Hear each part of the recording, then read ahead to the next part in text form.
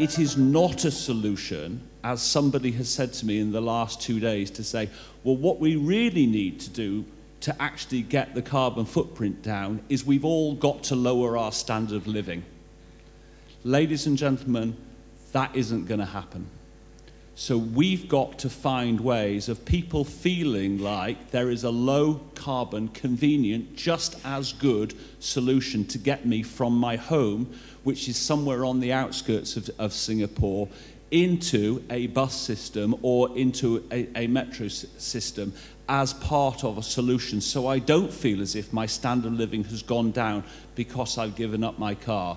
And until we find that kind of solution, we can aspire to a low-carbon transport system, but we won't get there. If you want to lower down the carbon emissions footprint, you have to continue to work on clean technology, adapt it to the countries where you are and the solutions you are. You have to think about the mobility as a systemic, holistic approach. And at the same time, you have to think about new services, new mobility services. Let's say, for example, ride-sharing. You have one asset, a car. Instead of using your car alone, you can share your asset with other people that want to go to the same place. We operate a fleet of about 100,000 trucks and vehicles around the world, and yet these 100,000 vehicles only represent 20% of our carbon footprint.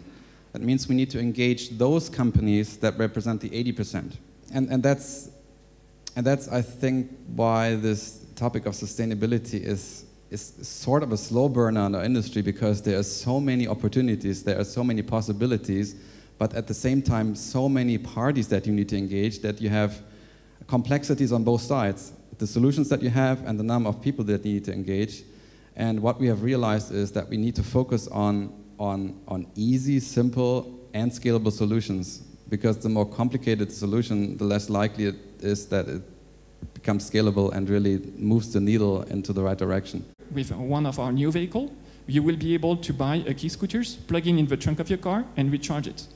Why? Because you might want to take your car, ride somewhere, and after use the e-scooters or your e-bike, foldable e-bike in your trunk, to go to your office, for example. It's a way, once again, to lower down the carbon footprint. And to do so, we all have to think as the mobility, transport, as an entire system in which you always try to find a solution in order to the people to do what we want to do. And as such, the technology to produce the renewable diesel, it's our in-house technology. So the technology is capable of using waste and residues as a 100% feed, so we don't need any vegetable oils in the process. So what we are actually producing looks like this. So it's almost like water, but this product is matching all the qualities of the fossil diesel. And it's a drop-in solution in a way that whichever diesel engine that you are having would be working perfectly with this fuel. So you don't need to modify anything. You can use it as a 100% fuel, or you can blend it with the fossil fuels. So depending on the feedstock what you are using, you can reduce the greenhouse gas emissions between 50 to 85% compared to the fossil fuel. We are looking outside of the road traffic.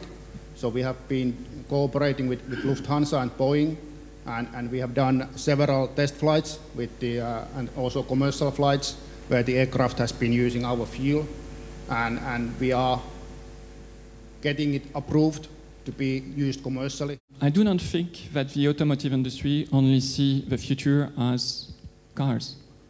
Because as I said, some issues will be, sometimes you need cars, and so you need to get efficient cars, but sometimes you can solve issues without cars. And so you have to develop new services to be able to provide this mobility solution for the people, mobility on demand. I just wanted to raise the possibility that we shouldn't just be thinking in a narrow way, is my first point.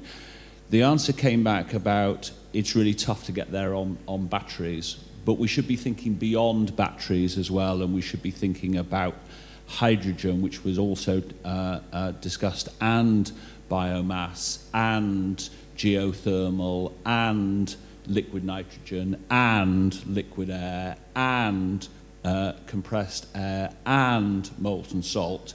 I can probably go on with one or two, but my point is the world solution on storage isn't just one aspect. In fact, when you come to a whole load of the things that we're wanting to do across lots and lots of different topics, you end up finding that this is a multi-dimensional problem.